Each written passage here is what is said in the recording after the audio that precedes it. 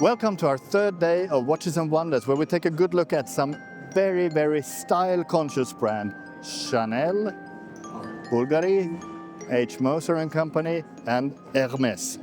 One could argue that every watch is a style statement, but there are some houses that are just a little bit more linked, be it with former fashion houses or just having a finger on the zeitgeist pulse. And here at Hermès, we see fantastic watches in skeletonizing, but in a modern way. We see a return of the double loop, which was once introduced by Martin Margiela, the fashion god to many people. We also see some really fantastic horse head shapes in the Samarkand, so really drawing on its heritage in both fashion and object design. Another one is Bvlgari.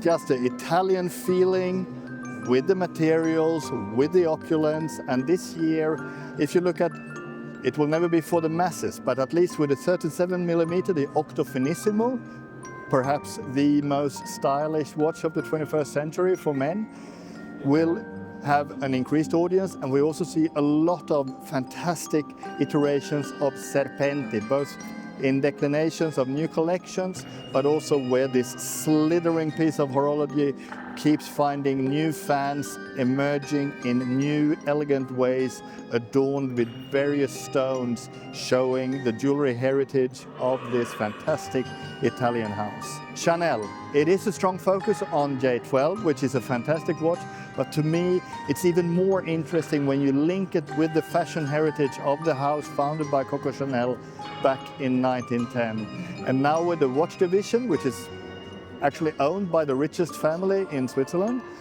you see great stuff where you are, for instance, taking diamond setting in a new way called tweed setting. And the tweed, obviously, from the famous Chanel jackets, where you have vertical and horizontal lines in between the sparkling stones. One brand that never ceases to amaze is Moser & Company. They have been famous for releasing spectacular pieces at the fair, and now they have done it again with the Streamliner Pump, which is a stark white watch inspired by the 1980s pump sneakers. And I prefer the stark white version. It reminds me of box fresh sneakers. And at 7 o'clock you got an orange push button which actually winds the watch. So this is how you load the mainspring, by pushing the pump button. Who would ever have thought that those 1980s crazy sneakers decades later would inspire some of the finest horology in the world? But hey, that's what's so wonderful about creative watchmaking. You keep getting surprised and astonished. And when that is combined with style, all the better. In our view, these are currently the four most stylish watch brands.